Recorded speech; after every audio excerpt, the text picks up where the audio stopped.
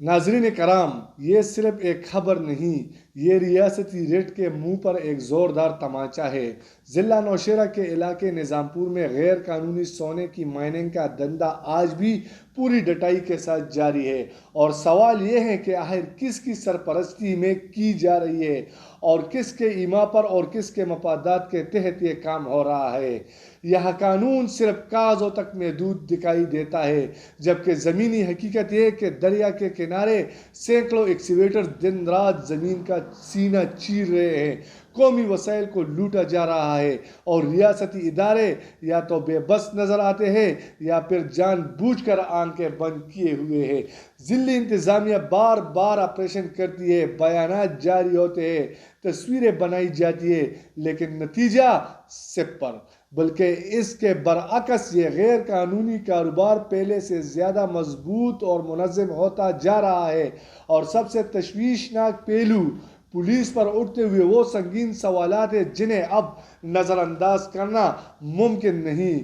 Check posts موجود ہیں، نپری تعینات ہیں، اختیارات بھی ہیں، پھر آخر کیسے سینکڑوں کی تعداد میں بھاری مشینری نظام پور کے حساس علاقوں تک پہنچ جاتی ہے؟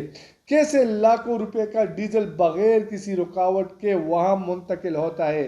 کیا یہ سب کچھ لا علمی میں ہو رہا ہے، یا پھر ایک کھلا راز ہے جسے سب جانتے ہیں مگر کوئی بولنے کو تیار نہیں؟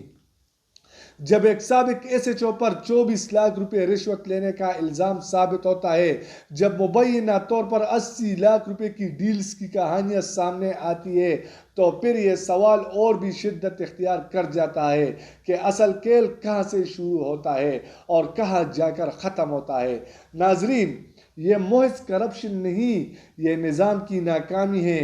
یہ صرف غیر قانونی مائننگ نہیں، یہ ریاستی اختیار کی کھلی بے توقیری ہے۔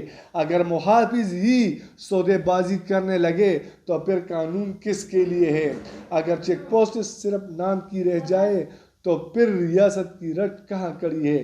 اب وقت آ چکا ہے کہ سچ کو دبایا نہ جائے بلکہ بے نقاب کیا جائے، کیونکہ اگر آج بھی اس مافیا کے خلاف فیصلہ کن کارروائی نہ ہو تو کل شاید کچھ بھی باقی نہ بچے، نہ وسائل، نہ قانون، اور نہ ہی عوام کا اعتماد۔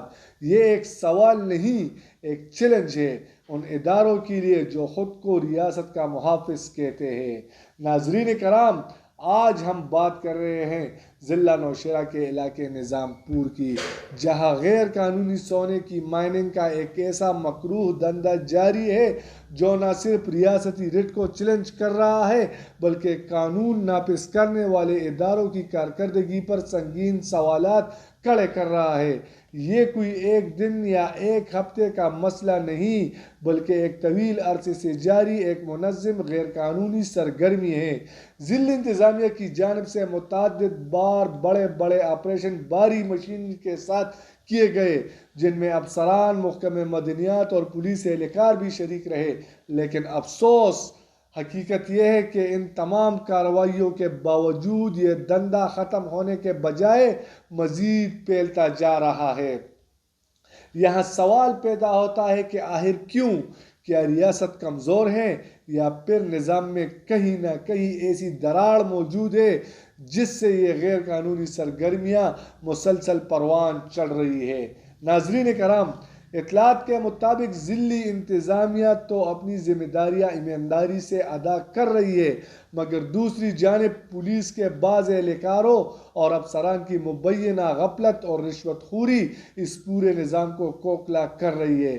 مختلف چیک پوسٹس سے بھاری مشینری کا بآسانی گزرنا، سینکڑوں کی تعداد میں ایکسکیویٹرز کا نظام پور کے علاقے جبئی تک پہنچنا، اور غیر قانونی ڈیزل کی ترسیل، یہ سب کچھ کسی نہ کسی سطح پر ملی بھگت کے بغیر ممکن نہیں۔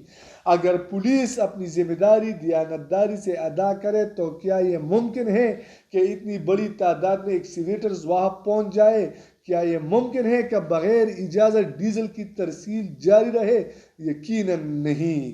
ناظرین کرام، اس معاملے میں ایک انتہائی سنگین مثال بھی سامنے ہے۔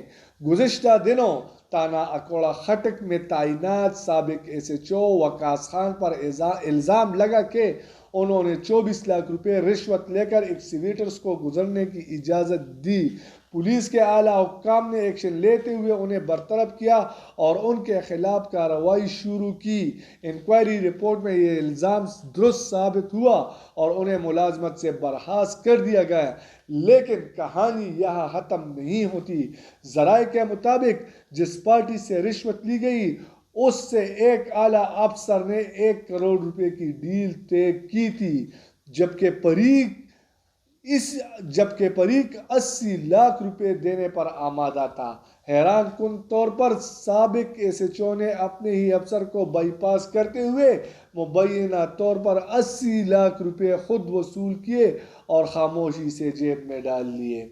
جب اس بات کا علم اعلیٰ افسر کو ہوا تو انہوں نے کارروائی کرتے ہوئے وقاص خان کو قانون کے کٹہرے میں لا کھڑا کیا۔ یہ واقعہ صرف ایک فرد کی کرپشن کی کہانی نہیں بلکہ پورے نظام میں موجود خرابیوں کی عکاسی کرتا ہے۔